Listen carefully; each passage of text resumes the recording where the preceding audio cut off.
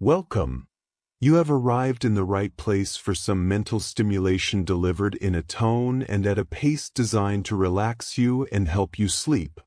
With this video commentary, we aim to achieve that, while also supplying some stimulative food for thought on a sensitive political topic: the sovereignty of Taiwan. Without further ado, let us examine the history of that East Asian island and the political conundrum that now surrounds it. Part 1. The island at the edge of empires. Close your eyes and breathe slowly. Let your mind drift across the sea to an island. It sits in warm waters, where currents meet and winds shift with the seasons.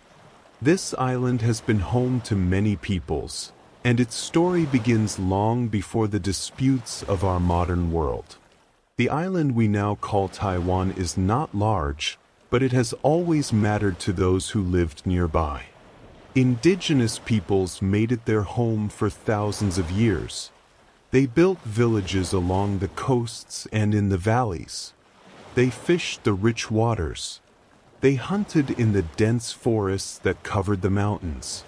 These were distinct peoples, speaking different languages, following different customs, living in their own ways.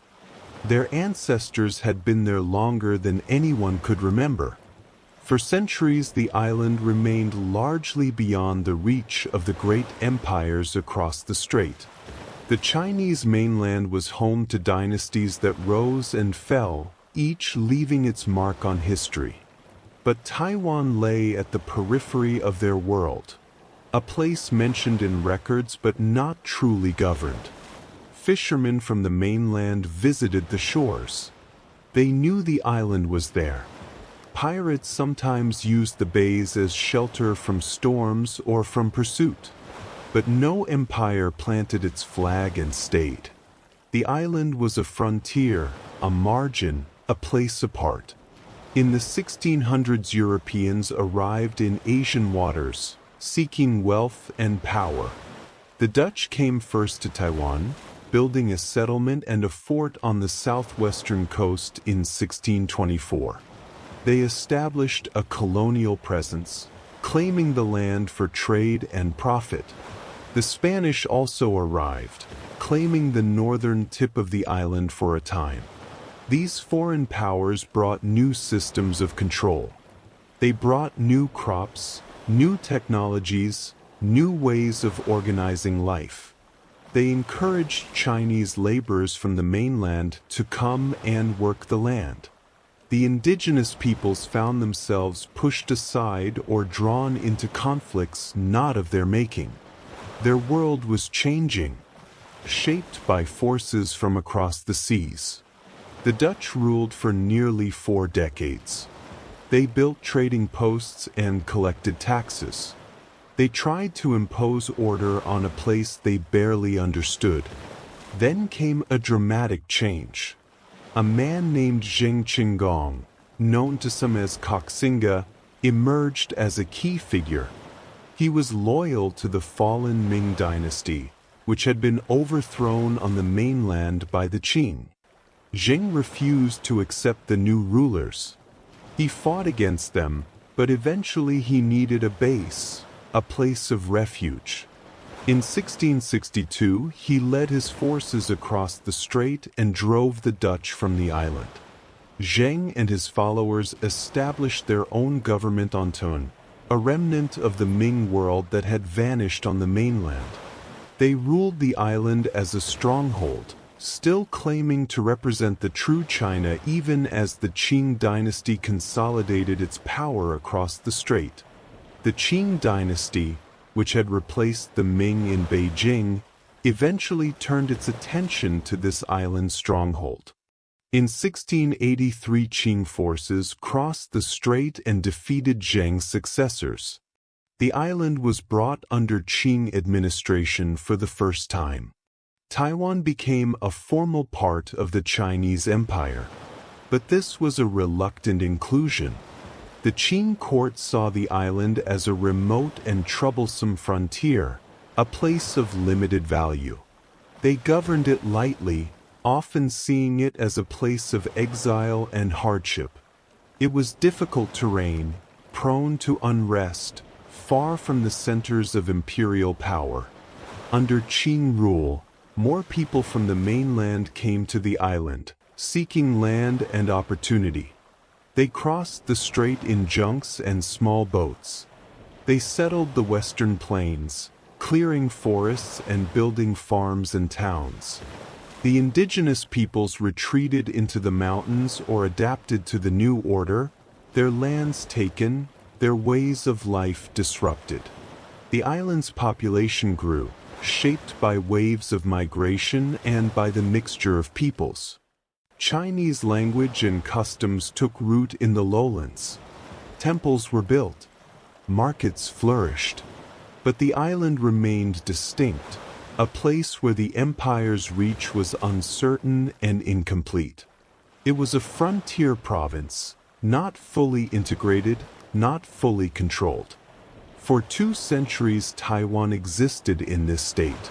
It was part of the Qing realm, but it was also separate, a place with its own rhythms and realities. The connection to the mainland was real but also fragile, maintained by migrants and merchants, by officials and soldiers, but never entirely secure. Let yourself sink deeper into a restful mood. The story continues, unfolding slowly across time. Part 2: The Age of Treaties and a New Colonial Power. Breathe gently. The world of the 19th century is changing around the island. Empires are colliding, and treaties are being signed that will reshape the map. The old certainties are crumbling. The Qing dynasty, once powerful and vast, is weakening. Foreign powers press at China's borders and coasts, demanding access and advantage. Britain, France, and other nations seek trade concessions and territory. Wars are fought over the narcotic opium and commerce. Treaties are signed under duress, and China loses control over parts of its realm. Ports are opened. Land is ceded. The Qing government struggles to maintain its authority in the face of internal rebellions and external pressures. The island of Taiwan is caught in this tide of change. In the 1860s and 1870s, foreign powers begin to pay more attention to Taiwan. It is no longer just a remote frontier province. Its location matters now. Its harbors offer strategic value. Its resources attract interest. Camphor, tea, and sugar can be extracted and traded. The Qing government tries to strengthen its hold on the island, promoting development and sending more capable officials to assert control. For a time, Taiwan is elevated in status within the Qing administrative system, recognized as more important than it had been before. Defenses are improved. Infrastructure is developed. The island is no longer neglected. But another empire is rising across the sea, and it is looking outward with ambition. Japan, transformed by rapid modernization after centuries of isolation, is becoming a military and industrial power. Japan looks at its neighbors and sees opportunities. It seeks influence, security, and territory. China and Japan begin to clash over Korea, a kingdom that both claim as part of their sphere of influence. Tensions mount. In 1894, war breaks out between the two empires. The conflict is swift and devastating for China. The Qing forces, despite their numbers, are poorly equipped and poorly led. They are defeated on land and at sea. China's weakness is laid bare for the world to see. In 1895, the two empires signed the Treaty of Shimonoseki to end the war. Under its terms, China cedes Taiwan and the Pescadores Islands to Japan in perpetuity. The island is to be handed over, its people and lands now belonging to the Japanese Empire. There is no consultation with those who live on the island. The transfer is a matter of imperial decision, written into the terms of defeat and formalized with signatures and seals. Many on the island resist this outcome. They do not wish to become subjects of Japan. A short-lived republic is proclaimed by local leaders and officials who refuse to accept Japanese rule. They declare Taiwan's independence, hoping to avoid the transfer. But Japan sends troops to enforce the terms of the treaty, and the resistance is crushed within months. By the end of 1895, Taiwan is a Japanese colony. This status will remain unchanged for the next 50 years. Japanese rule transforms the island in profound ways. Infrastructure is built on a scale never seen before: roads, railways, ports, schools, hospitals. Agriculture is reorganized to serve Japanese economic needs. Rice and sugar production are intensified and controlled. Schools teach the Japanese language and instill loyalty to the Japanese emperor.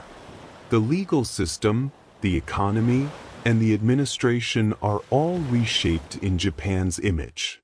For those who live on the island, life changes profoundly. Some adapt to the new order. Some find ways to prosper within it. Some suffer under its restrictions and impositions. The indigenous peoples face new pressures, their lands further encroached upon, their identities further marginalized. The descendants of earlier Chinese settlers find themselves subjects of a foreign empire once again, though this time the foreign power is not European but Asian, closer in culture yet still alien in rule. Taiwan becomes part of Japan's growing empire, governed as a colony. It is distinct from the Japanese homeland, but integrated into its economic and political systems. Generations grow up under Japanese rule, educated in Japanese schools, subject to Japanese law. The island's connection to China is not severed entirely, but it becomes indirect, a memory of a previous era, something grandparents might speak of, but which fades with each passing year. And on the mainland, the Qing dynasty itself is nearing its end. In 1911, revolution sweeps through China. The last emperor, a child, abdicates his throne. A new government, the Republic of China, is proclaimed in his place. China enters a turbulent period of division, warlordism, and struggle for unity. Taiwan, meanwhile, remains under Japanese control, a world away from the upheavals across the strait. Rest your thoughts. The story moves forward through decades of change and conflict. Part 3: War and the Return Across the Strait. Allow your mind to drift forward through time.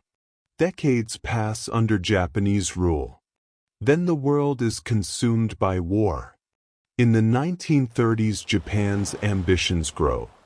The empire expands into China, launching a full-scale invasion in 1937. Millions suffer as cities fall and battles rage across the mainland. The Republic of China government fights back, but it is overstretched and undersupplied.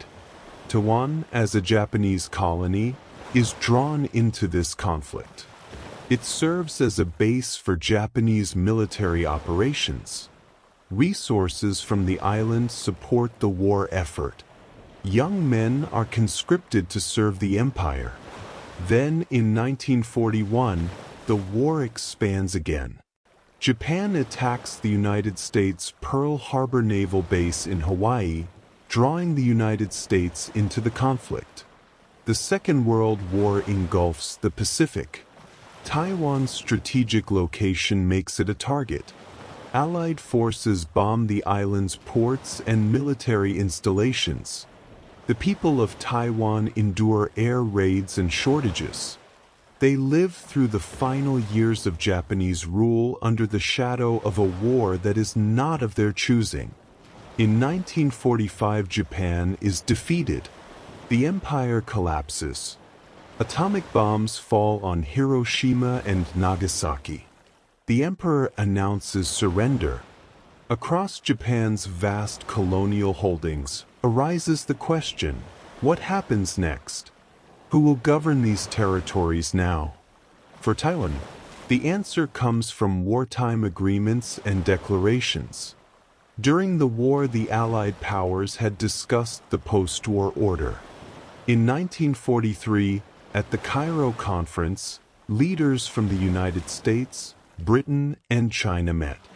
They issued a declaration stating that territories Japan had stolen from China, including Taiwan, should be returned to the Republic of China after the war.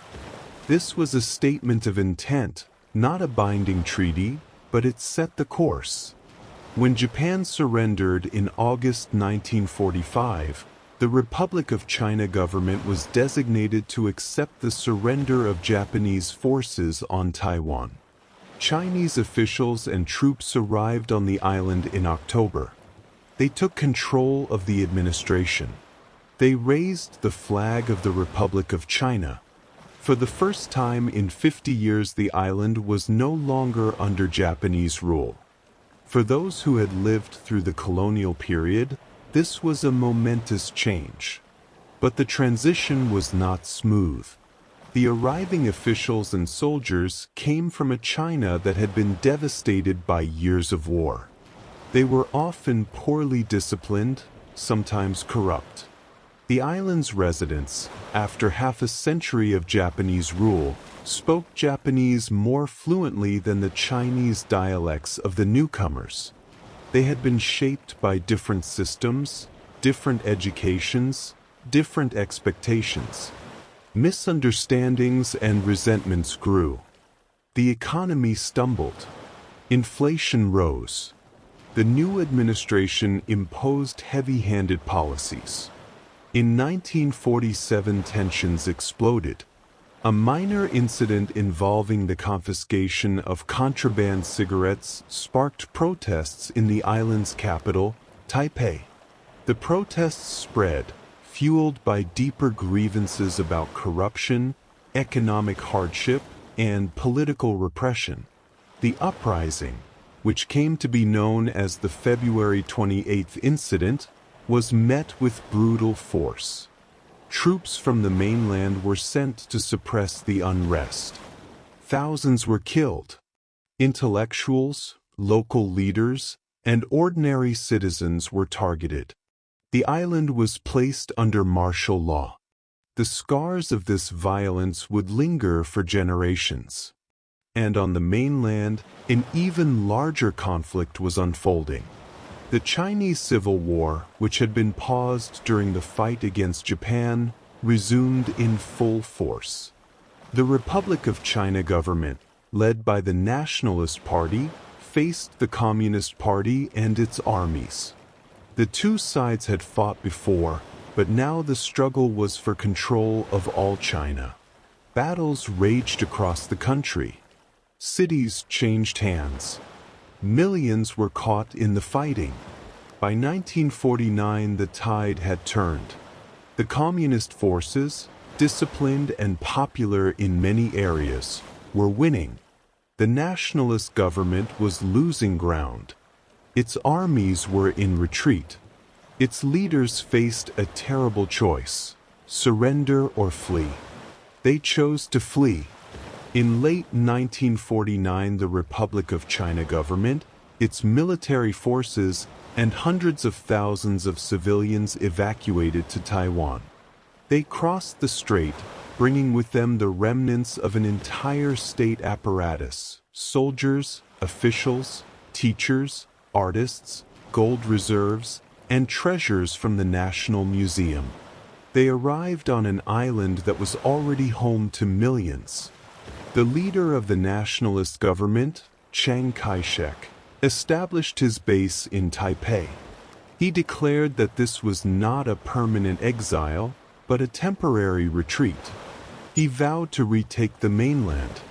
On the mainland, on October 1, 1949, the victorious Communist Party proclaimed the establishment of the People's Republic of China in Beijing.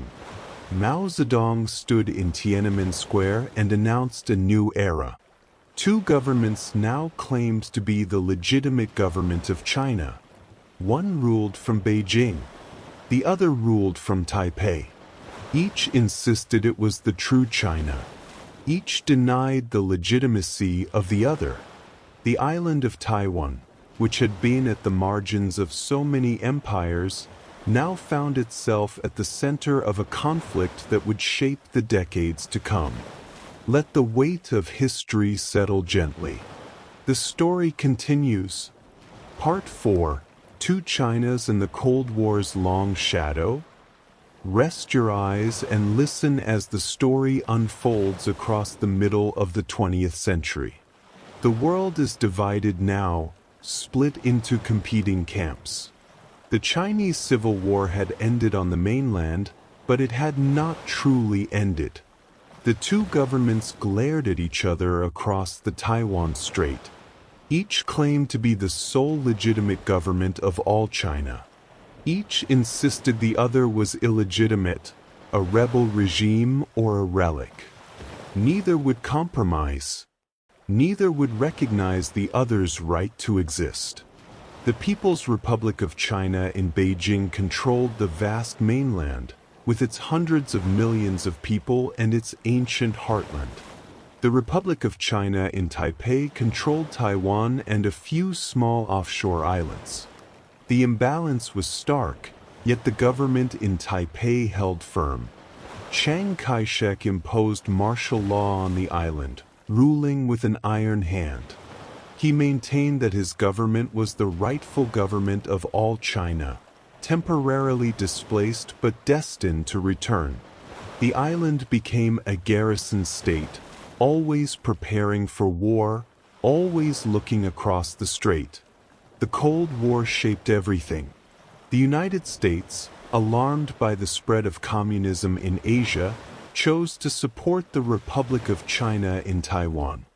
American aid flowed to the island, military equipment, economic assistance, advisors. The U.S. Navy patrolled the Taiwan Strait, deterring any invasion from the mainland. Taiwan became part of the American alliance system in Asia, a partner in the struggle against communist expansion. This support was crucial. Without it, the island might have fallen to invasion or blockade. Meanwhile, the People's Republic of China aligned with the Soviet Union. It received support from Moscow, though the relationship would later sour. Beijing focused on consolidating control over the mainland, on rebuilding after years of war, on transforming society according to communist ideals. But Taiwan remained a wound, an unfinished piece of the Civil War. The communist leadership insisted that Taiwan was part of China, that reunification was inevitable and necessary. They shelled the offshore islands controlled by the nationalists. They threatened invasion, but they did not have the naval capacity to cross the strait in force, especially with the U.S. fleet in the way. In the international arena, a strange situation developed. For 2 decades after 1949, most of the world's governments recognized the Republic of China in Taiwan as the legitimate government of China. Taiwan held China's seat at the United Nations, including its permanent seat on the Security Council. Diplomats in Taipei represented China in international forums. The People's Republic in Beijing was excluded, unrecognized by much of the West, treated as a pariah despite controlling the mainland. But this could not last forever. The People's Republic was too large, too important to ignore indefinitely. Slowly, the tide began to turn. Some countries switched their diplomatic recognition from Taipei to Beijing. The Cold War dynamics were shifting. The United States, seeking leverage against the Soviet Union, began to reconsider its relationship with the People's Republic. In 1971, a pivotal moment arrived. The United Nations voted to transfer China's seat from the Republic of China to the People's Republic of China. Taiwan's diplomats were expelled from the UN. Beijing's representatives took their place. The Republic of China government protested, but the decision was made. The international community was recognizing the reality that the People's Republic controlled the mainland and spoke for the vast majority of Chinese people. Then, in 1972, U.S. President Richard Nixon visited Beijing, a dramatic opening. The two nations began to normalize relations. In 1979, the United States formally switched diplomatic recognition from Taipei to Beijing. Many other countries followed suit. Taiwan found itself increasingly isolated diplomatically, recognized by fewer and fewer governments. The Republic of China still existed as a governing entity on Taiwan, but its claim to represent all of China was no longer accepted by most of the world. Yet the United States did not abandon Taiwan entirely. Even as it recognized Beijing, it maintained unofficial ties with Taipei. The U.S. Congress passed the Taiwan Relations Act in 1979, committing to provide Taiwan with defensive weapons and to regard any threat to Taiwan with grave concern. This created a deliberately ambiguous situation.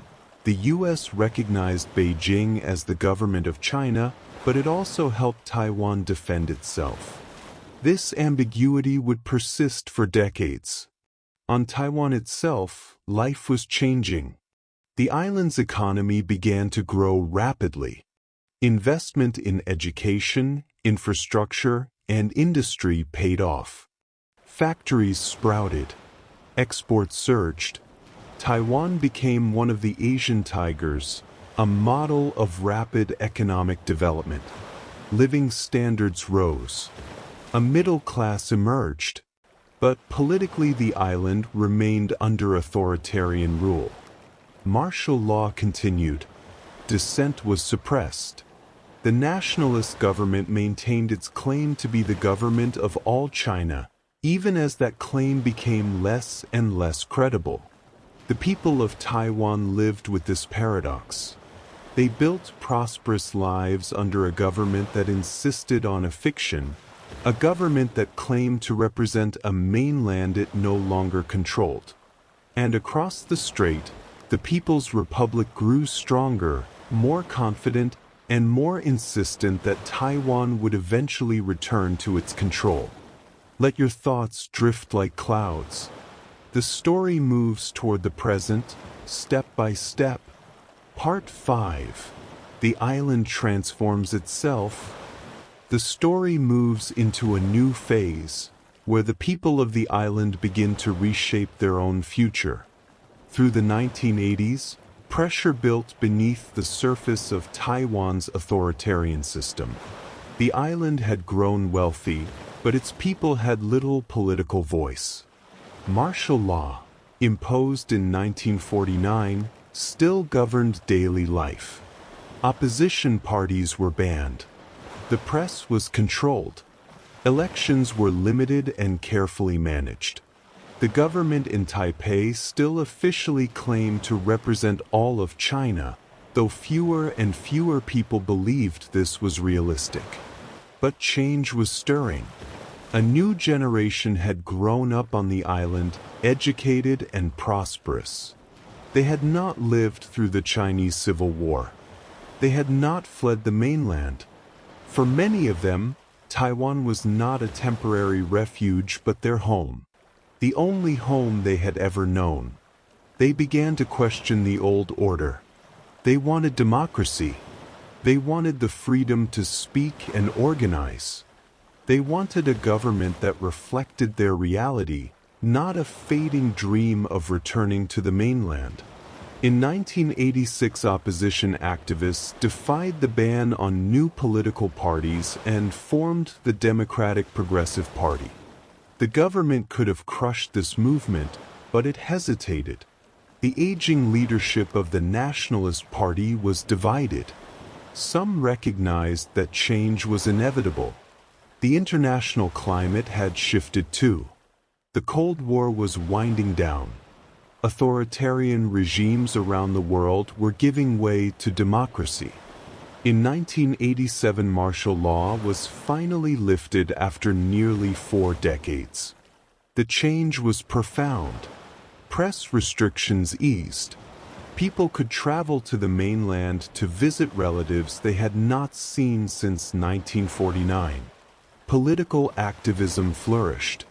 The island began a transition that would take years, but would fundamentally transform it. The leader who guided much of this transition was Chiang Ching-kuo, the son of Chiang Kai-shek. He had inherited his father's authoritarian system, but he chose to open it gradually. He allowed more competition, more debate. When he died in 1988, the process continued under his successor, Lee Teng-hui. Lee was the first president of the Republic of China who had been born on Taiwan. This mattered. It signaled a shift in identity and priorities. Through the 1990s, Taiwan became a democracy. Direct presidential elections were held for the first time in 1996. Voters could choose their leaders freely. Opposition parties competed openly. The press was vibrant and often critical. Civil society organizations proliferated. The island's political system was transformed without violence, without revolution. It happened through negotiation, through reform, through the determination of ordinary people to have a voice in their own governance. This transformation brought new questions to the surface, questions that had been suppressed or ignored for decades. If the government no longer claimed it would retake the mainland, what was Taiwan? If the Republic of China on Taiwan was now a democracy, did it still need to insist it represented all of China? Could it simply be Taiwan, a separate entity, charting its own course? These questions touched on identity, and identity is complex on the island. Some people, especially those whose families had fled the mainland in 1949, still identified strongly as Chinese.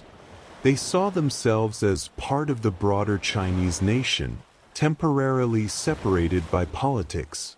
Others, especially those whose families had been on the island for generations, began to identify primarily as Taiwanese. They saw Taiwan as distinct, with its own history, its own culture, its own future. Many people held both identities simultaneously, or shifted between them depending on context. Public opinion polls began to track these sentiments. Over time, a clear trend emerged.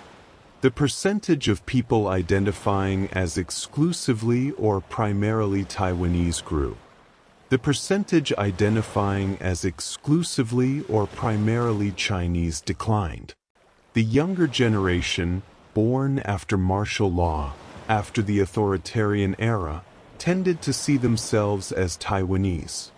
They had grown up in a democracy. They had no personal memory of the mainland. Taiwan was not a temporary refuge for them. It was home. This shift in identity had political implications. The Democratic Progressive Party, which drew much of its support from those who identified as Taiwanese, began to advocate for a clearer assertion of Taiwan's separate status.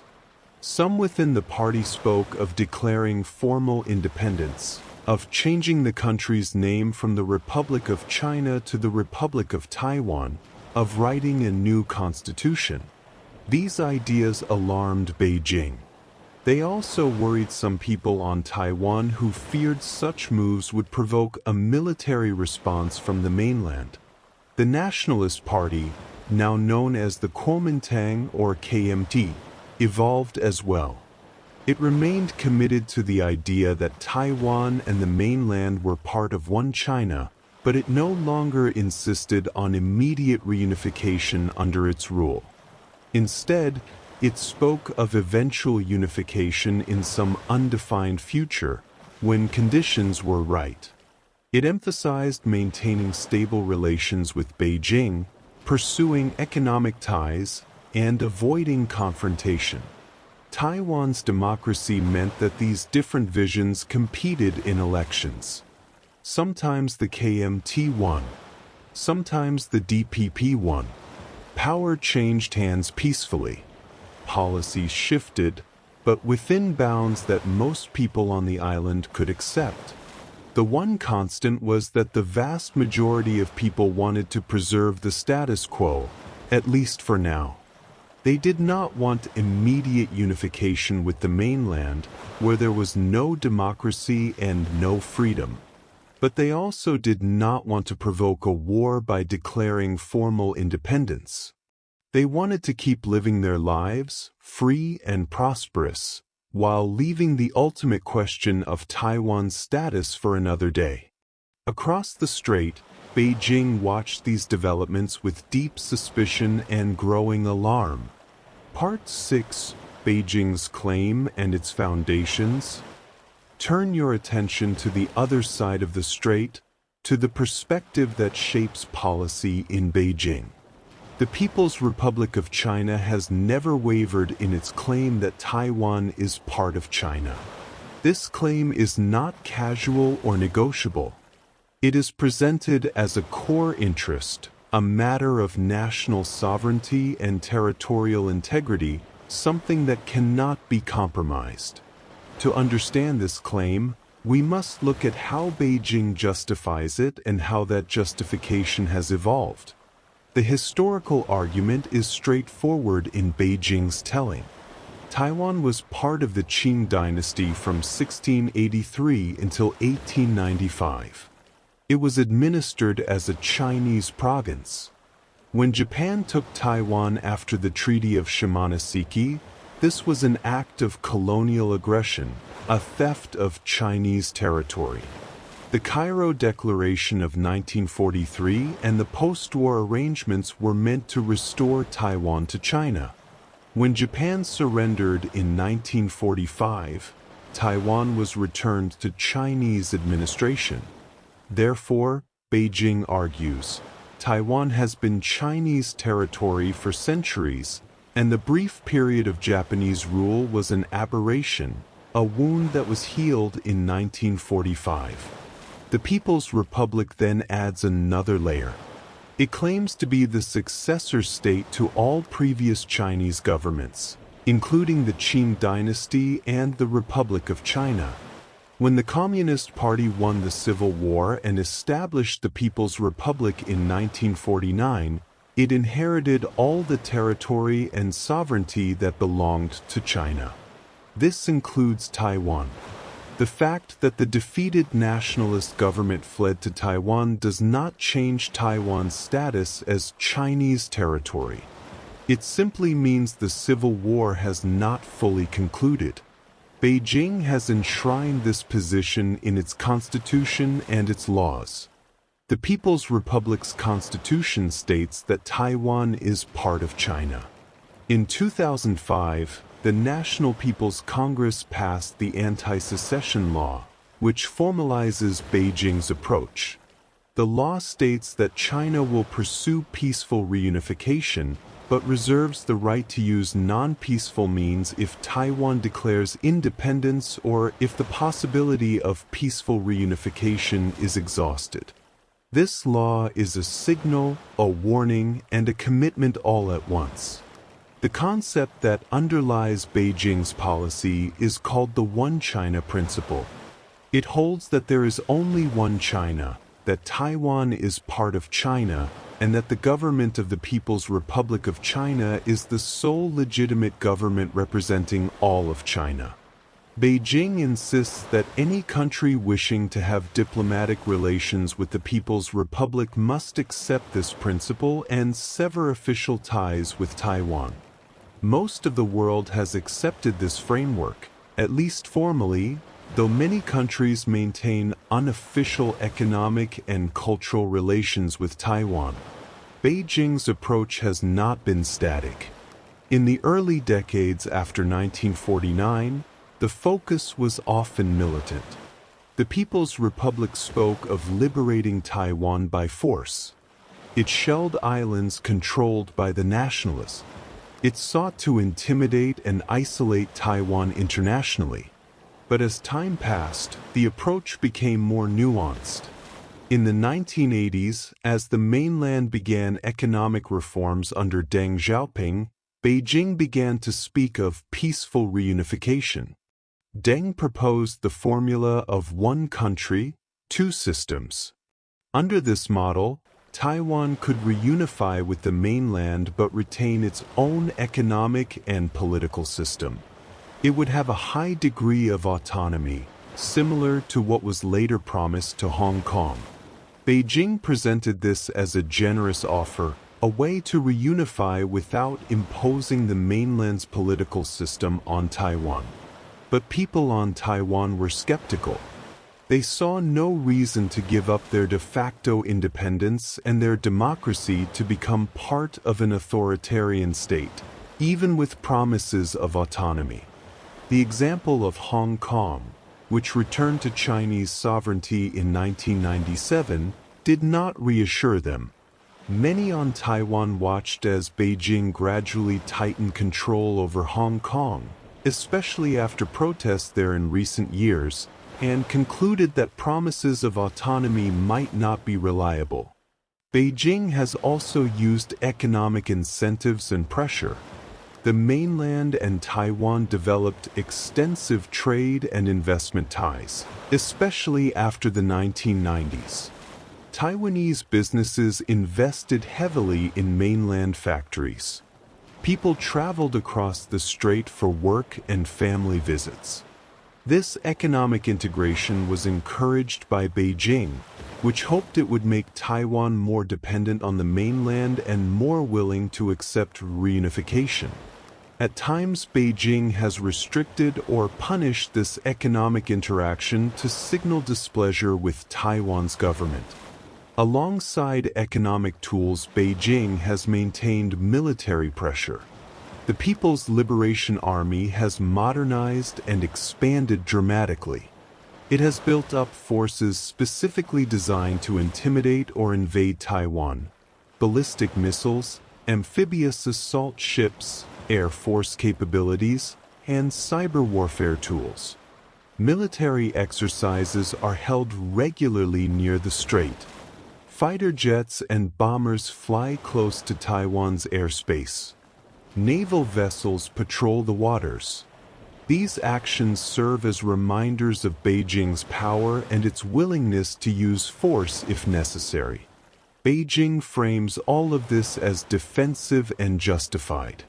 From its perspective, Taiwan is not a foreign country but a breakaway province. Reunification is not an act of aggression but a restoration of national unity. Any moves toward Taiwan independence are seen as acts of secession, threats to China's sovereignty, and provocations that justify a strong response.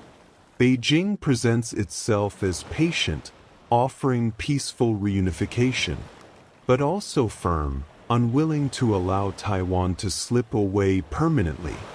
The Communist Party's legitimacy is tied to this issue. The party presents itself as the force that restored China's strength and dignity after a century of humiliation by foreign powers. Losing Taiwan, or allowing it to become independent, would be seen as a profound failure.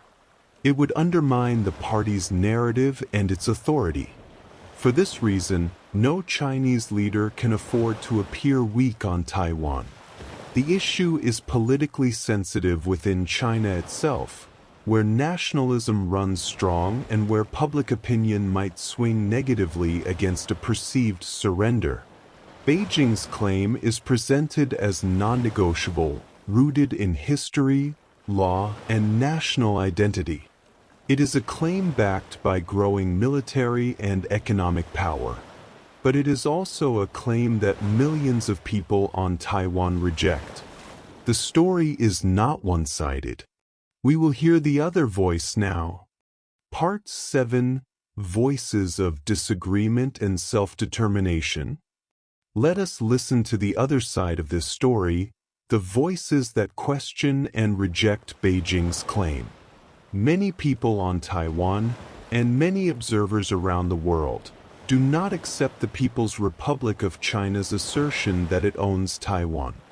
Their arguments are varied, drawing on history, law, democracy, and human rights. These perspectives deserve attention, just as that of Beijing does.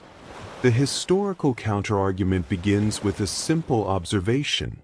The People's Republic of China has never governed Taiwan, not for a single day.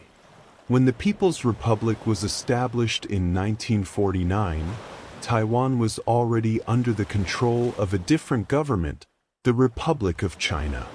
The two entities have existed separately for more than 70 years now. Entire generations have lived and died without any connection between them.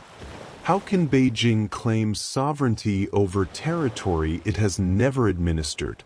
Those who make this argument point out that Taiwan's connection to the Chinese mainland has been interrupted repeatedly. Indigenous peoples lived on the island for millennia before any Chinese government took interest. The Qing dynasty governed Taiwan for only about 2 centuries, and loosely at that. Then Japan ruled for 50 years. After 1945, Taiwan was administered by the Republic of China, not the People's Republic. The historical continuity Beijing claims is, in this view, fragmented and incomplete. Some go further and question whether the post-war arrangements actually established clear sovereignty over Taiwan. The Treaty of San Francisco, signed in 1951 between Japan and most of the Allied powers, officially ended the war in the Pacific. In that treaty, Japan renounced its claim to Taiwan but did not specify to whom sovereignty was transferred. The Republic of China was not a party to that treaty. Some legal scholars have argued that this left Taiwan's status technically undetermined under international law. Beijing rejects this interpretation entirely, but it remains part of the debate.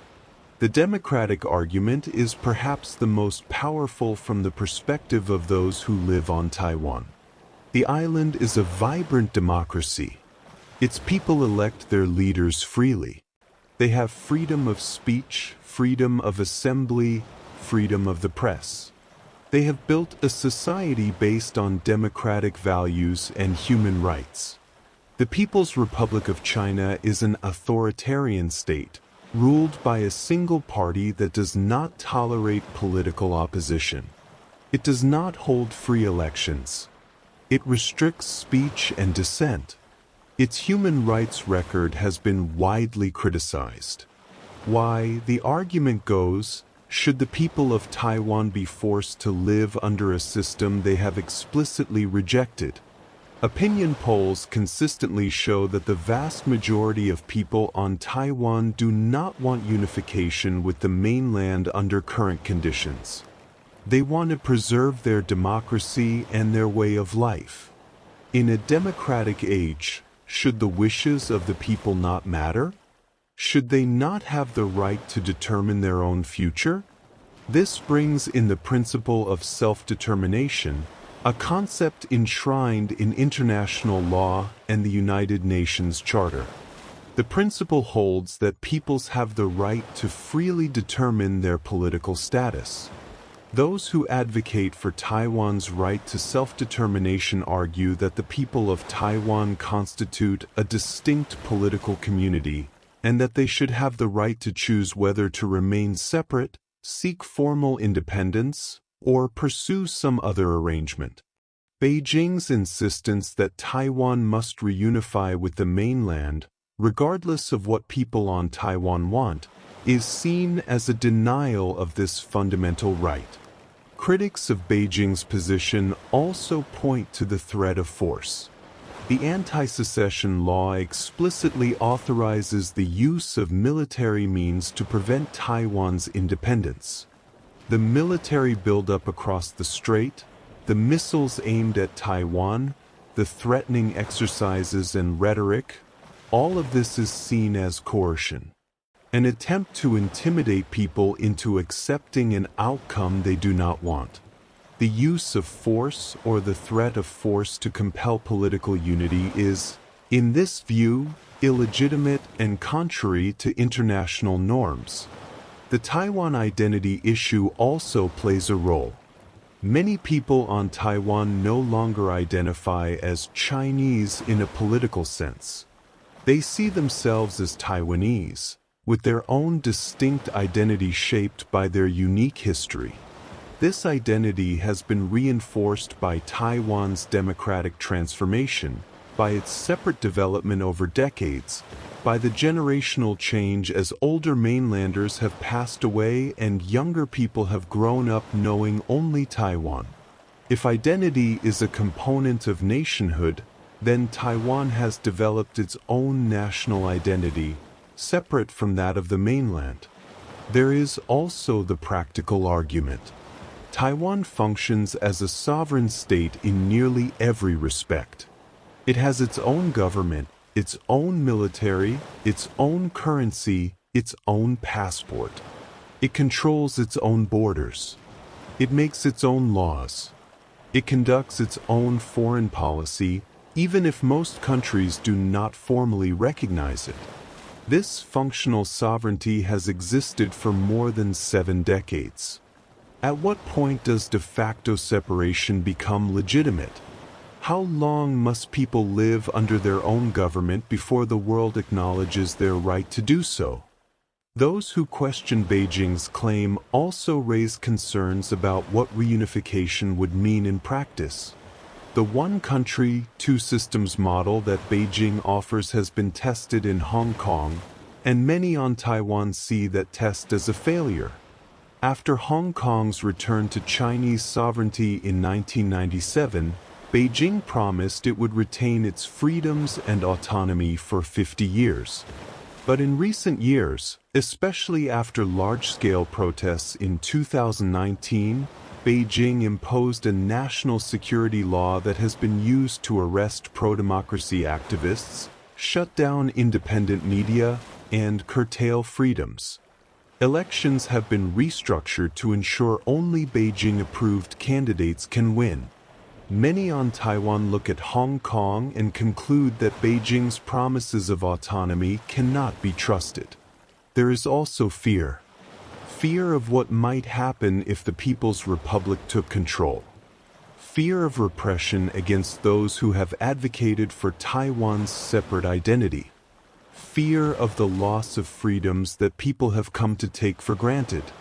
Fear of being absorbed into a system where individual rights are subordinate to party control. These fears are not abstract. They are based on observations of how the Communist Party governs on the mainland and in Hong Kong.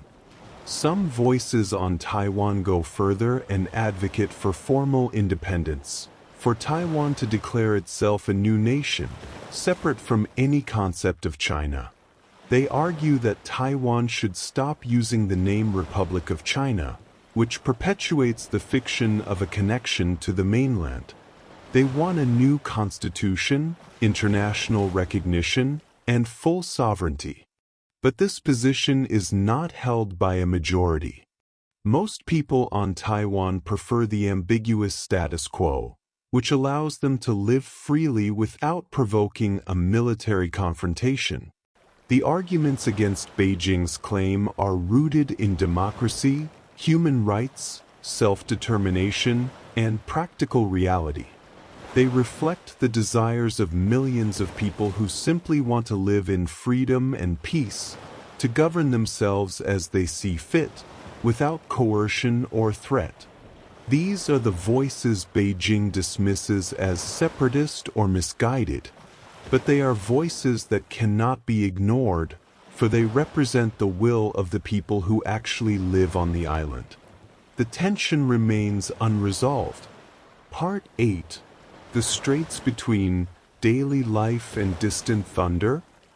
Close your eyes and imagine the strait itself, the narrow body of water that separates two worlds. On one side, the vast mainland of China, home to more than 1 billion people, rising as a global power. On the other side, the island of Taiwan, smaller but distinct, democratic and prosperous.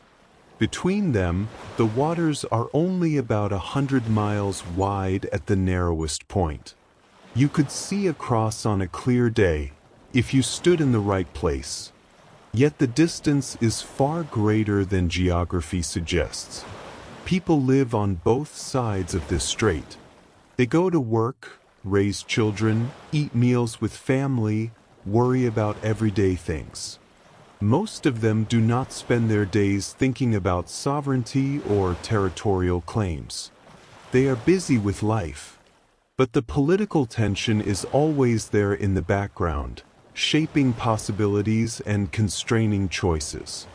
On Taiwan, daily life is vibrant and free. In the cities, the streets are crowded with scooters weaving through traffic. Night markets bustle with vendors selling food and goods. Taipei's skyline rises against green mountains. The island is densely populated but also surprisingly lush. Much of it is mountainous and forested. Rice paddies still pattern some valleys. Temples stand beside modern buildings. The society is pluralistic and open. People debate politics passionately. Elections bring out strong emotions, but they are peaceful. Power changes hands through ballot boxes, not force. The economy is advanced and integrated into global supply chains. Taiwan produces semiconductors, the tiny chips that power computers and phones around the world.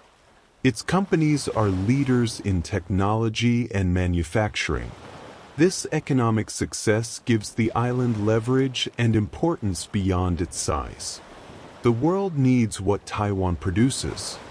This matters in strategic calculations. People on Taiwan travel freely. They can visit the mainland if they wish, for tourism or business or to see relatives. Millions have done so over the years. Taiwanese businesses have invested heavily across the strait. The economic ties are deep and complex. But these ties do not translate into political trust or a desire for reunification. On the mainland, most people support their government's position on Taiwan, at least publicly. Nationalism is strong. Taiwan is taught in schools as part of China, a province that will inevitably return to the motherland. The Communist Party has cultivated this sentiment, and dissent on the issue is not tolerated. But ordinary people on the mainland also have varied and sometimes more nuanced views in private. Some may question whether unification is worth a war. Others may focus on their own economic prospects rather than distant political questions. But these private doubts are not reflected in public discourse. The cross-strait relationship has its practical aspects. Trade continues. People communicate. There are negotiations on technical issues like flight routes and law enforcement cooperation. During periods when relations are warmer, high-level talks take place. During colder periods, communication freezes and tensions rise. The relationship oscillates, influenced by elections on Taiwan, by policy decisions in Beijing, by the international environment. Tourism has been a significant connection. Before restrictions related to various political tensions and global events, millions of mainland Chinese visited Taiwan each year. They saw the island's beauty and its freedoms firsthand. Some came away impressed. Others found it unfamiliar or less developed than they expected. Taiwanese also visited the mainland, though often with more caution about what they said and did while there. Family ties still exist for some. There are people on Taiwan whose parents or grandparents came from specific provinces on the mainland. They may have relatives they have met or corresponded with. These personal connections add a human dimension to the political dispute. Reunions after decades of separation have been emotional, but time dilutes these connections. The younger generation on Taiwan has no personal memory of the mainland, no relatives they know there. Cultural connections persist. Both sides share linguistic roots, though the languages have diverged. Traditional Chinese characters are used on Taiwan, while simplified characters are standard on the mainland. Both sides celebrate some of the same festivals, though with local variations. Both draw on the deep well of Chinese history and literature. Yet culture alone does not determine political identity. Taiwan has developed its own cultural production, its own music and film and literature, its own ways of being. The military dimension casts a shadow over everything. The People's Liberation Army has grown formidable. It has developed weapons specifically designed to prevent foreign intervention in a Taiwan scenario. Anti-ship missiles, advanced aircraft, cyber capabilities, space assets, all are part of a strategy to make any defense of Taiwan costly and difficult. The mainland's military budget dwarfs Taiwan's. The imbalance of power has grown steadily. Taiwan's military is much smaller but not negligible. It focuses on making any invasion as difficult and costly as possible. The island's geography helps. The strait is treacherous. The western coast has few good landing beaches. The mountains could be used for defense. Taiwan invests in asymmetric capabilities, weapons that can disrupt a much larger force. But there is no illusion on the island that it could win a full-scale war against the mainland alone. Taiwan's security depends on deterrence, on making an invasion appear too costly, and on the hope of foreign assistance. The United States remains the key external factor. Its policy of strategic ambiguity, not stating clearly whether it would defend Taiwan, is deliberate. The ambiguity is meant to deter both sides. It discourages Beijing from attacking because intervention is possible. It discourages Taiwan from declaring independence because support is not guaranteed. This policy has held for decades, but it is increasingly debated in Washington. Some argue for greater clarity, for a firm commitment to defend Taiwan. Others warn that such a commitment could provoke the very conflict it seeks to prevent. Japan also watches carefully. Taiwan is close to Japanese territory.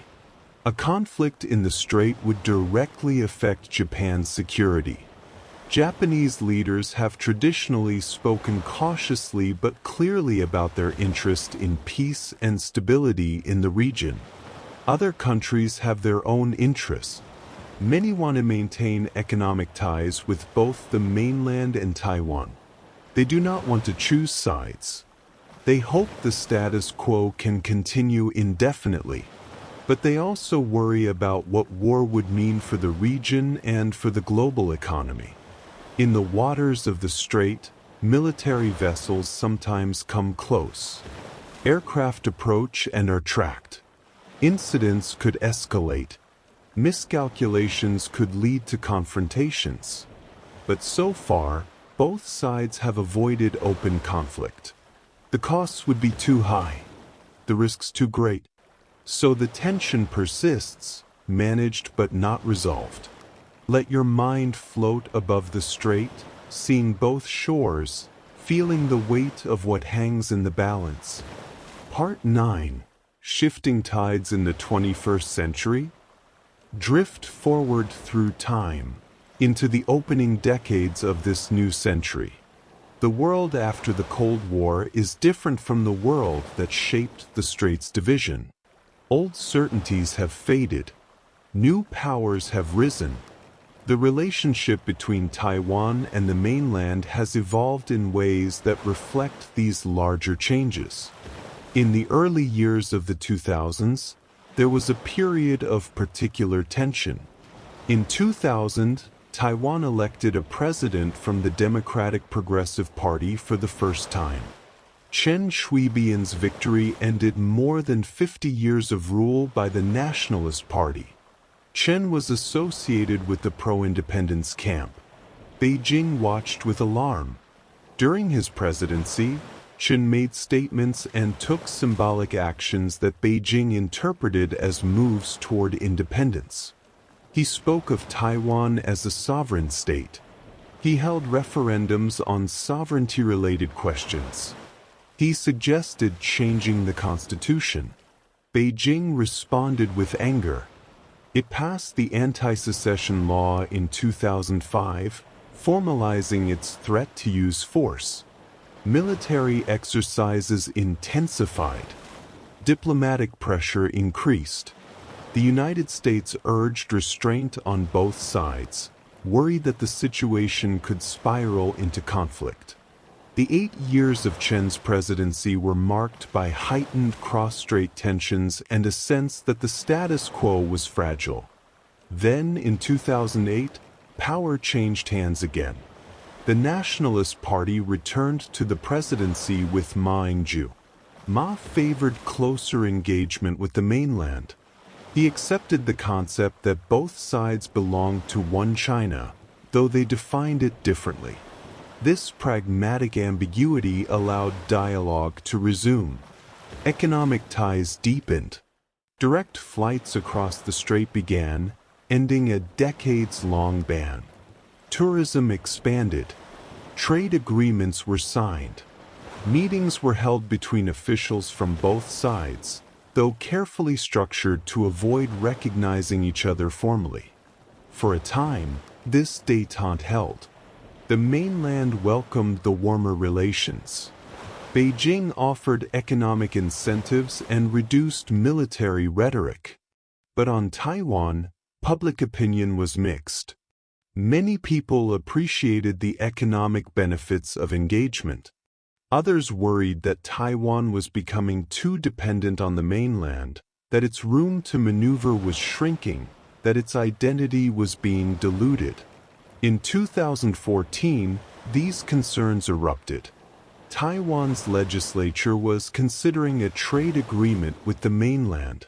Student activists occupied the legislative building in protest, arguing that the agreement had not been properly scrutinized and that it would increase Beijing's influence over Taiwan's economy. The occupation lasted weeks and captured public attention. It became known as the Sunflower Movement. The movement reflected a generational shift. Young people, who had grown up entirely in Taiwan's democracy, were asserting a distinct Taiwanese identity. They were wary of closer ties with an authoritarian mainland. That same year, events in Hong Kong also influenced Taiwan's trajectory. Pro-democracy protests known as the Umbrella Movement took over parts of Hong Kong for months. Protesters demanded genuine democratic reforms. Beijing refused. The protests were eventually cleared, but the lesson was not lost on people in Taiwan. They saw Beijing's unwillingness to compromise, its insistence on control. The idea that Taiwan could maintain its freedoms after reunification seemed less credible. By 2016, the political pendulum had swung again.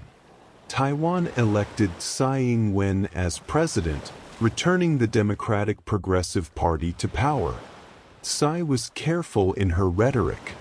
She did not explicitly advocate for independence, but she also refused to accept Beijing's framing that Taiwan was part of one China.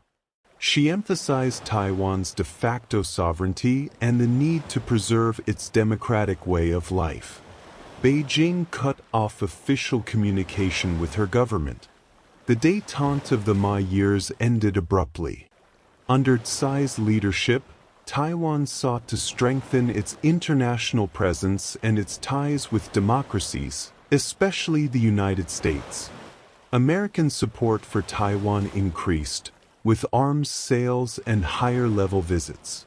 This angered Beijing, which saw it as foreign interference and encouragement of separatism. Military pressure on Taiwan intensified. Chinese military aircraft began flying near Taiwan with greater frequency.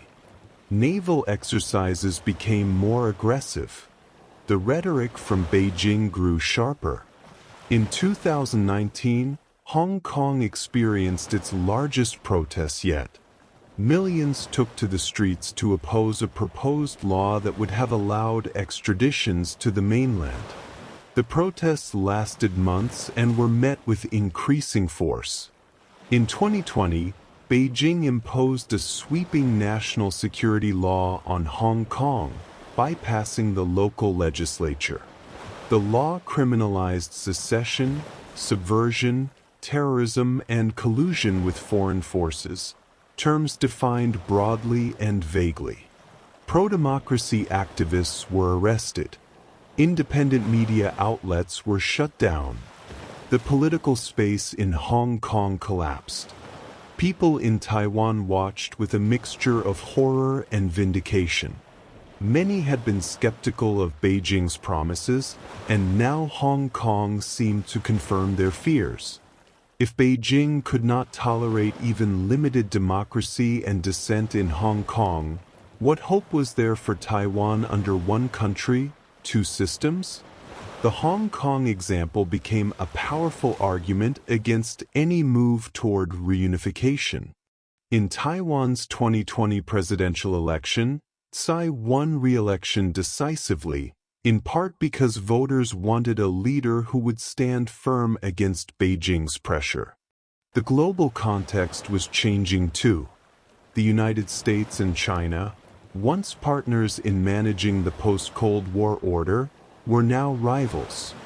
Trade disputes, technology competition, human rights criticisms, and strategic tensions defined the relationship.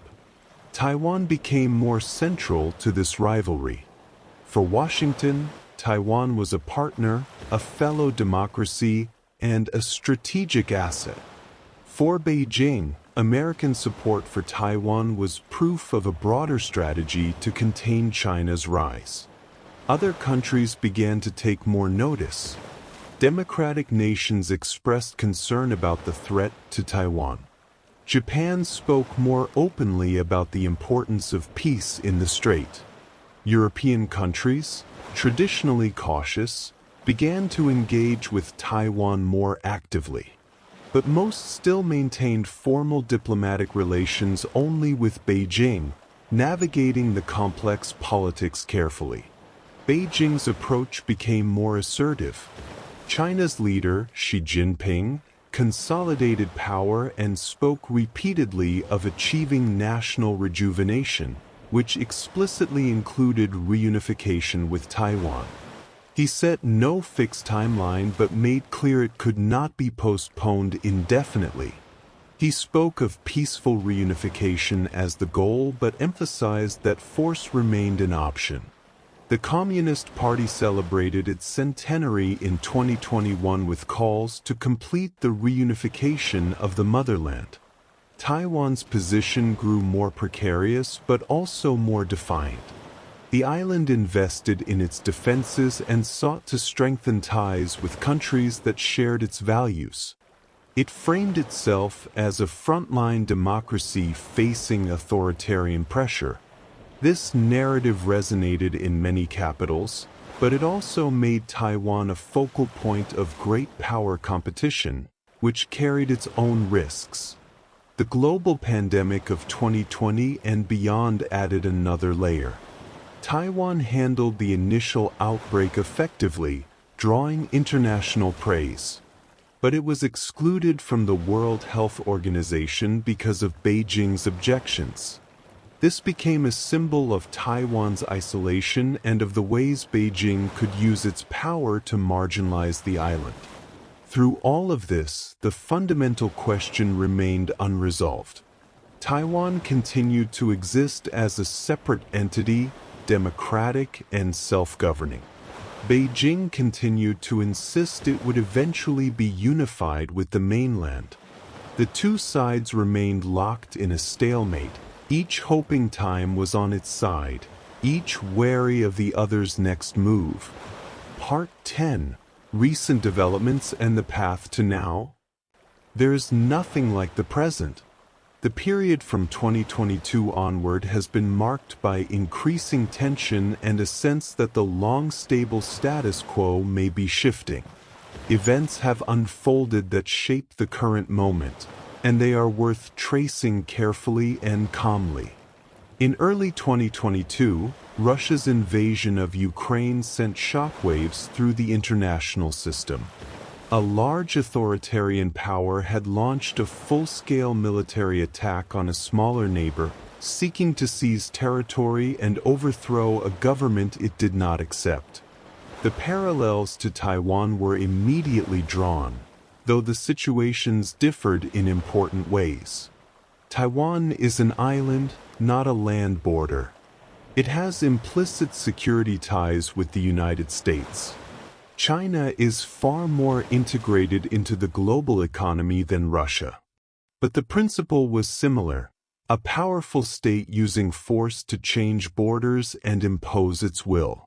The war in Ukraine galvanized attention to Taiwan's security. Countries that had been complacent began to think more seriously about deterrence and defense. The United States increased its military support to Taiwan and spoke more explicitly about its interest in the island's security, though still stopping short of a formal commitment. Japan revised its defense strategy, identifying Taiwan's security as directly linked to its own. European countries that had long stayed on the sidelines began to take positions, with parliamentary delegations visiting Taiwan and statements emphasizing the importance of peace in the strait. Beijing watched these developments with suspicion. It saw the increased international attention to Taiwan as part of a coordinated effort to interfere in China's internal affairs and to contain its rise. Chinese officials insisted that Taiwan was not Ukraine, that the situations were not comparable, that Taiwan was an inalienable part of China and not a separate country. But the very need to make these distinctions suggested that Beijing understood the world was watching and drawing lessons, and that a substantial body of world opinion did not support that position.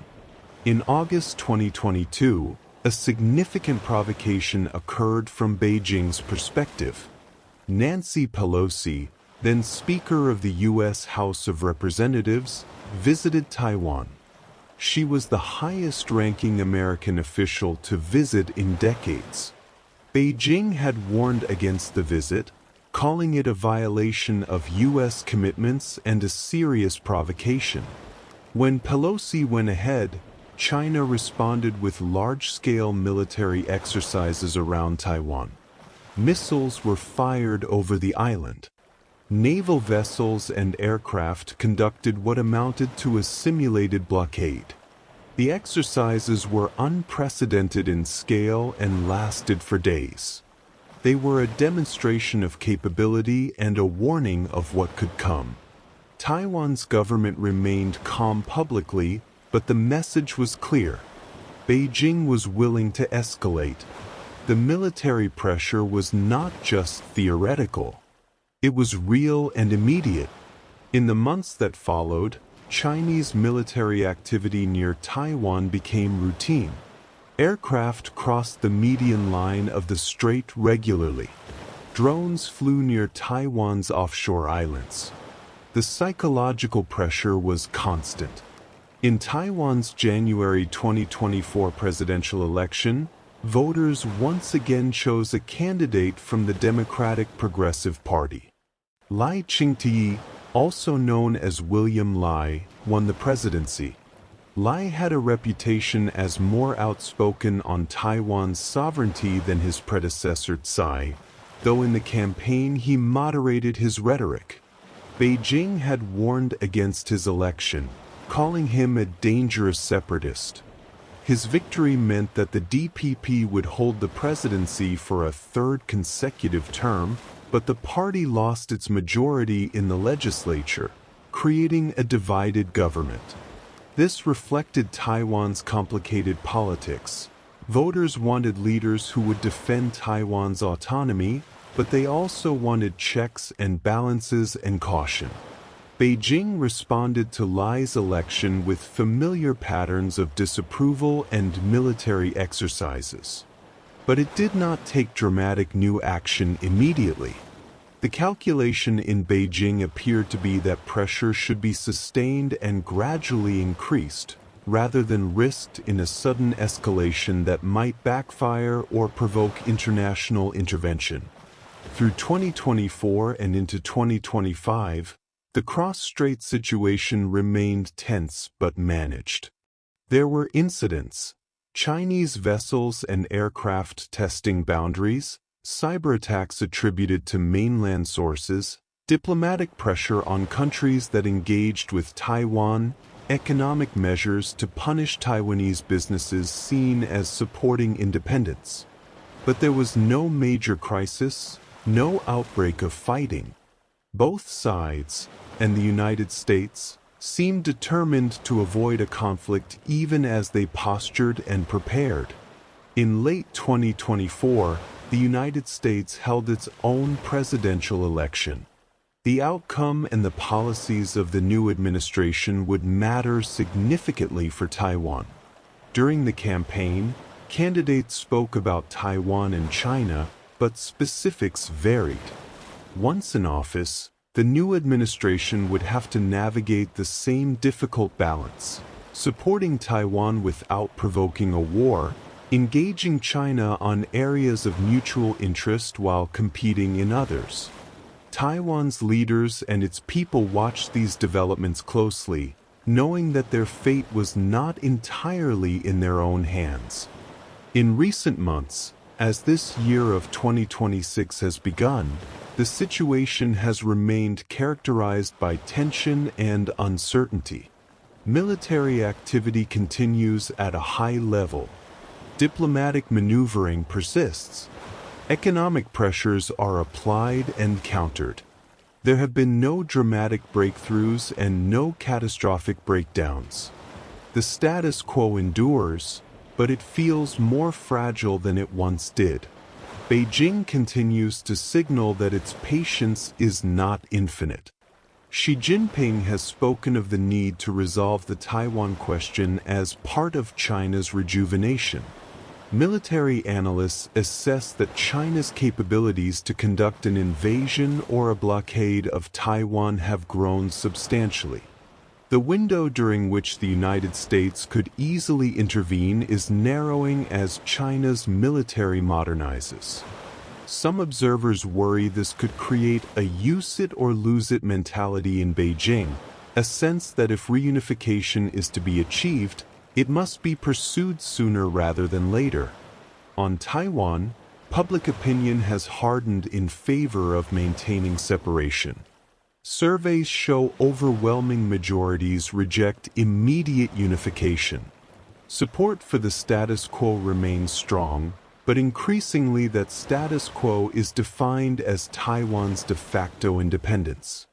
Younger generations, in particular, see no reason to identify with or join a mainland China that does not share their values. The international community remains divided. Most countries recognize Beijing and accept the One China principle in some form, but many also have significant economic and political interests in Taiwan's continued stability and autonomy. No major power wants a war in the strait. The economic costs alone would be catastrophic. But whether desire for peace is enough to prevent conflict remains an open question. Military planners on all sides engage in careful calculations. What would a Chinese invasion look like? Could it succeed? How would the United States and others respond? What would be the costs? These questions are studied in war games and strategic assessments. But war is unpredictable. Plans often fail. Miscalculations happen. Accidents can spiral. And so the situation remains suspended. Taiwan continues to govern itself, a vibrant democracy of 23 million people. The People's Republic of China continues to claim sovereignty and to prepare for scenarios where force might be used. The United States and other nations continue to express support for peace while avoiding definitive commitments. The people on both sides of the strait continue to live their lives, hoping that the tension will not break into violence, that the dispute that has defined their region for more than 7 decades will not suddenly demand resolution through war. The story has reached the present day. The future is unwritten. Rest your thoughts. Let the history settle gently in your mind. Part 11. Lives lived in the shadow of uncertainty. Turn your attention now to the human dimension of this long story. Behind all the political positions and military calculations are people. Millions of them.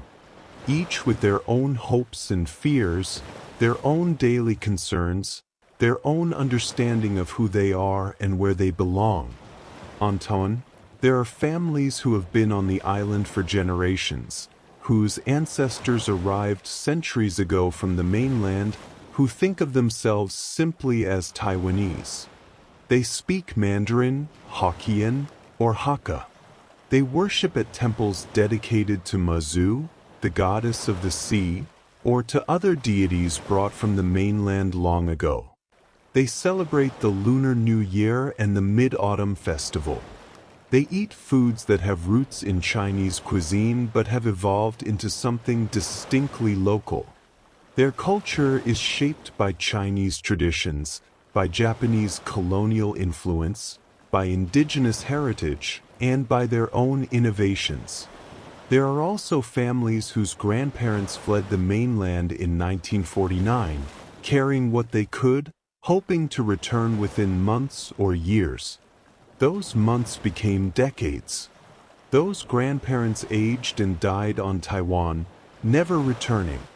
Their children grew up in a place their parents called temporary but which became permanent. Their grandchildren know no other home. These families sometimes maintain stronger emotional ties to the idea of China, to the provinces their ancestors came from, but even for them Taiwan is where they live, where they vote, where their futures lie. There are indigenous peoples, the original inhabitants, whose ancestors were on the island long before any Chinese or Japanese or Europeans arrived. They have their own languages, their own traditions, their own histories of displacement and survival. They have had to navigate the successive waves of colonization and governance. Today they are recognized and have some political representation, but their voices are often marginal in the larger debates about Taiwan's status. Yet they too have a stake in the island's future. Young people on Taiwan have grown up in a democracy. They have never known martial law or authoritarian rule. They use social media freely. They travel the world. They study abroad and return home. They start businesses, create art, engage in activism. For many of them, the question of whether Taiwan is part of China seems abstract or even absurd. They are Taiwanese. This is their country. They see no reason why they should not be able to call it that openly. But they also live with uncertainty. They wonder if there will be a war in their lifetime. They see the military exercises and the threatening rhetoric. They think about what would happen if Chinese forces invaded. Would they fight? Would they flee? Could they flee? Where would they go? These are not idle questions. They shape decisions about whether to stay on the island or seek opportunities elsewhere, whether to have children, whether to build a future in a place whose future is contested. Across the strait, people on the mainland are taught from childhood that Taiwan is part of China, that reunification is inevitable and righteous. Most accept this. Nationalism is strong, and dissent on the topic is not permitted. But the mainland is vast and diverse, and private opinions vary. Some people are passionate about reunification. Others are indifferent, focused on their own economic advancement and personal lives. Some, in private conversations, might question whether Taiwan is worth a war, whether it matters if people there want to be separate. But these doubts are rarely expressed publicly. For some on the mainland, Taiwan is a symbol. It represents the last piece of China's historical humiliation that has not been rectified. Its separation is a reminder that China's rise is incomplete. Bringing Taiwan back would be a moment of national triumph, proof that China has fully restored itself after the century of weakness and foreign domination. There are also personal connections that cross the strait. Business people who travel back and forth, navigating the political tensions to maintain economic ties. Scholars and artists who collaborate despite the official hostility. Families separated by history who have managed to reconnect through travel or technology. These connections are real and meaningful, but they exist within a framework of mistrust and political division. In the international community, people watch with varying degrees of attention and concern. Diplomats and military officers study the strait carefully, knowing that a conflict there could reshape the region and the world. Business leaders worry about supply chains and market access. Ordinary people in distant countries may think of Taiwan rarely, if at all, but they use products that depend on Taiwanese semiconductors. The world is connected in ways that make Taiwan's fate matter far beyond its shores. There are also those who have left Taiwan, immigrants who now live in other countries but maintain ties to the island. They watch from abroad with a mix of nostalgia and anxiety. They want the place they came from to remain free and safe. They want their relatives there to live in peace. But they are also removed from the daily reality, experiencing the tension at a distance. For everyone involved, there is a sense of living in a prolonged state of unresolved tension. It is not war, but it is not peace. It is not crisis, but it is not calm. It is a situation that has endured for decades and that seems likely to continue, yet which also feels as though it could change suddenly and dramatically. People adapt to this. They go about their lives. They find ways to manage the uncertainty, to not let it paralyze them. On Taiwan, there is a kind of resilience, a determination to build and create and enjoy life despite the shadow that hangs over everything. There is humor and defiance. There is also worry and weariness. On the mainland, for most people, Taiwan is a distant issue, something they support in principle but which does not affect their daily existence. The Communist Party keeps it in public consciousness through media and education, but the urgency varies depending on the political moment. In the strait itself, fishermen still go out to work the waters. The sea does not care about political disputes. It provides and it challenges as it always has. The fish swim through waters that maps divide but which nature sees as continuous. The winds blow across boundaries drawn by humans. The tides rise and fall without regard to sovereignty claims. This is the reality behind the abstractions. Real people, living real lives, shaped by a history they did not choose and a future they cannot fully control. They carry on, with hope and anxiety, with resilience and uncertainty, waiting to see what will come. Let these human stories rest in your awareness. Part 12. An unfinished story? There is no neat conclusion for this story, no immediate resolution that can be offered. It continues to unfold, day by day, shaped by choices made by leaders and by ordinary people, by chance and by intention. The island of Taiwan sits where it has always sat, in the Western Pacific, between currents and winds. Its mountains rise as they have for millennia. Its people live as people have always lived, seeking safety and prosperity, raising families, hoping for peace. The island has been shaped by many forces: indigenous peoples and Chinese migrants, Dutch traders and Japanese colonizers, wartime displacements and democratic transformations. Each layer of history has left its mark. The claim that the People's Republic of China makes to the island is rooted in its own understanding of history, sovereignty, and national identity. It is a claim presented with unwavering conviction, backed by growing power, embedded in law and policy. Beijing sees Taiwan as an integral part of China that must eventually be reunited with the mainland. This is not a negotiating position that might change. It is presented as a fundamental truth.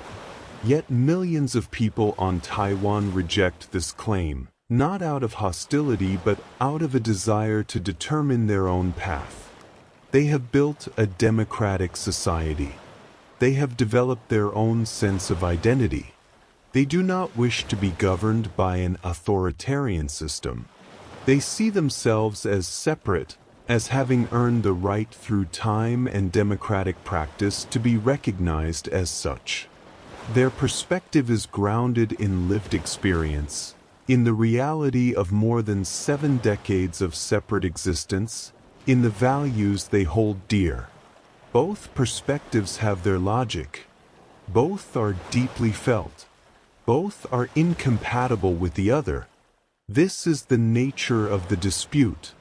It is not a misunderstanding that better communication could resolve. It is a fundamental disagreement about sovereignty, identity, and the right to self-determination versus the imperative of territorial integrity. The international community has tried to manage this dispute without resolving it. The formula of strategic ambiguity, of unofficial relations, of careful language, all of these are attempts to maintain stability without taking sides definitively. But this approach may not be sustainable indefinitely. Circumstances change. Power shifts. Patience wears thin. No one knows how this story will end. There are different possibilities, different paths the future might take. There could be a war, devastating and consequential, reshaping the region and perhaps the world. There could be continued stalemate, the status quo persisting for more decades, evolving gradually but never breaking. There could be some form of negotiated outcome, though it is hard to imagine what compromise both sides could accept. There could be generational change that shifts perspectives in ways we cannot now predict. What is certain is that the people involved will continue to live with this uncertainty. They will continue to make choices, small and large, that collectively shape the trajectory. Leaders will calculate and posture. Diplomats will maneuver. Soldiers will train and prepare. Businesses will invest or withdraw. Citizens will vote and protest and express their views. And through it all, the strait will remain, its waters flowing as they always have, indifferent to the human dramas played out on its shores. Perhaps the facts you have heard here have enabled you to make a judgment about the rights and wrongs of the Taiwan-China sovereignty dispute. Or perhaps your original opinion on the topic has shifted. You need not form a judgment. You need not decide who is right or wrong. These are questions that reasonable people disagree about, questions that touch on deep matters of identity, justice, security, and history. You can simply take in the complexity and understand that there are sincere perspectives on multiple sides, that there are people who want peace and safety, that the situation is difficult and may not have easy answers. Let the story rest now in your mind as you prepare for sleep. The island and the mainland will be there tomorrow, as they were today, as they have been through all the years we have traced. The people there will wake and go about their lives.